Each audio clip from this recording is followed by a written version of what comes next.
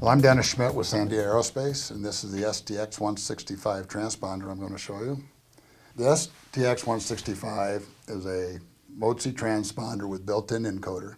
It measures approximately 6 inches in depth, weighs in at about 1.2 pounds, and requires on average about 300 milliamps of current. It uses an Oled display that gives you great visibility day and night. The unit display is broken into basically 4 quadrants. We have the first quadrant, which is the mode, which is controlled by the mode control. It always comes on in the standby mode, and you can select on, which is your mode A, or go to altitude mode C. The altitude will come on automatically at a pilot predetermined altitude, AGL.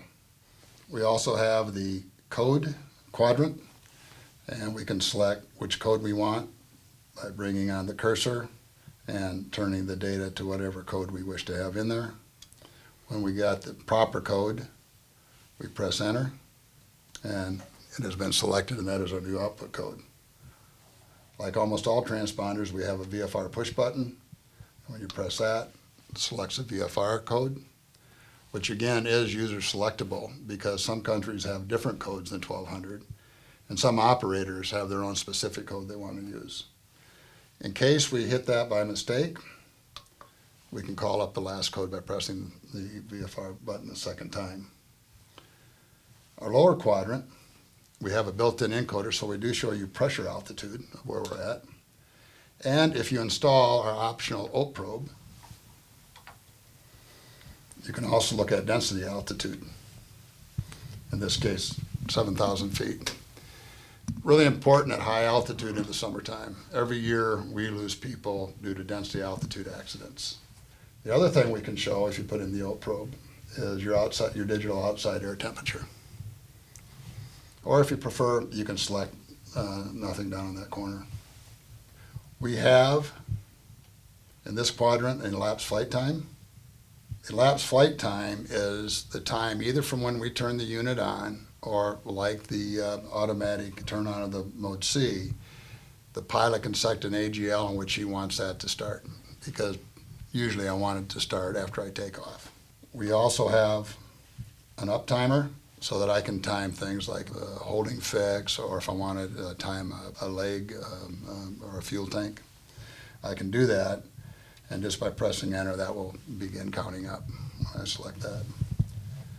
We have a third timer function, which is a down timer. You can look at that as an approach timer, if you will. I can enter in a time of an approach, say 2 minutes and 18 seconds. I set that, and it will continue to blink at you until you activate it. I want to be able to set this up before I get to the initial approach fix. I'm too busy at that point to set the time up. When I get there, simply press the enter button. It will begin counting down. When it gets to 0, it will begin flashing at you, counting up with a plus in front of it. In case I miss it, I'll know how far past I am. Also with the optional OAT probe, when the temperature gets down to a pre-selected temperature that again the pilot sets, we will flash a snowflake at you to let you know that you are now in icing conditions. It will flash for 10 seconds and then go solid. This unit will be available first quarter. Introductory price on it, $1,700. Aero-TV is brought to you by Freedom through performance. At Cirrus, performance is not simply the measurement of a single design parameter. Rather, it's a total package. It's optimum balance of speed, efficiency, comfort, safety, ease of flight, and quality. We call it Cirrus Flying 2.0. Aren't you ready to feel the freedom?